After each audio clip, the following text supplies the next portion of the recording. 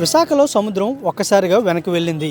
ఒక్కసారిగా సముద్రం వెనక్కి వెళ్లడంతో ఆర్కే బీచ్ వద్ద రాళ్లు బయటపడ్డాయి. విశాఖ బీచ్లో ఏ చిన్నపాటి మార్పు వచ్చినా ప్రజలు ఇట్టే గుర్తుపట్టేస్తారు. ఎందుకంటే విశాఖవాసులు నిత్యం ఏదో ఒక సమయంలో బీచ్ని సందర్శించే వెళ్తారు.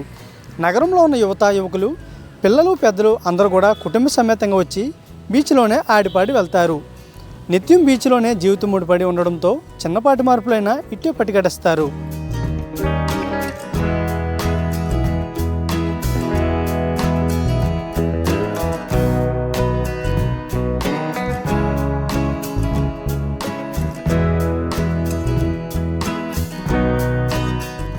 విశాఖ బీచ్కి వచ్చిన జనం ఇంత భారీ స్థాయిలో సముద్రం ఎందుకు వెనక్కిపోయిందని ఆశ్చర్యానికి గురవుతున్నారు.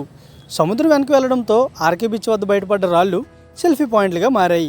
పెద్ద ఎత్తున యువకులు పర్యాటకులు వచ్చి సెల్ఫీలు తీసుకుంటూ సందడి చేస్తున్నారు.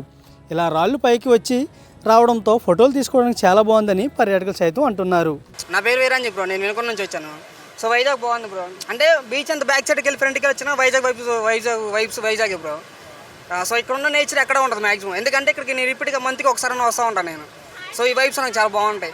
మనకి మైండ్ కూడా చాలా పీస్ఫుల్గా ఉంటుంది బ్రో. లాస్ట్ టైం కంటే కొంచెం బ్యాక్ సైడ్ వెళ్ళిపోయింది ఇప్పుడు. అంటే నేను ఒక 10 days నుంచి వైజాగ్లో ఉంటున్నాను నేను. సో డైలీ ఇప్పుడు 1 week నుంచి వస్తూ ఉన్నాను, నేను డైలీ వస్తాను. సూపర్ ఉంది బ్రో, వైబ్స్ కూడా చాలా కూల్గా ఉంది. సో వెదర్ కూడా చాలా కూల్గా ఉంది. సో మా బ్యాచులర్స్ ఇంకా బెటర్ వైబ్స్ ఇవి అంతా. సో మనకి ఇక్కడ ఫోటోగ్రాఫ్స్ కూడా చాలా బాగా తీస్తున్నారు బ్రో. సో ఫోటోగ్రాఫ్స్ కూడా చాలా ఎక్స్పెన్సివ్ కాకుండా సో మనకు తగ్గట్టు లో కాస్ట్లో ఫొటోస్ బాగా తీస్తున్నారు. కాస్ట్ కూడా సో చాలా తక్కువ కాస్ట్ పెట్టారు, బాగుంది. సో క్వాలిటీ కూడా హై క్వాలిటీలో తీస్తున్నాం మన అందరికి.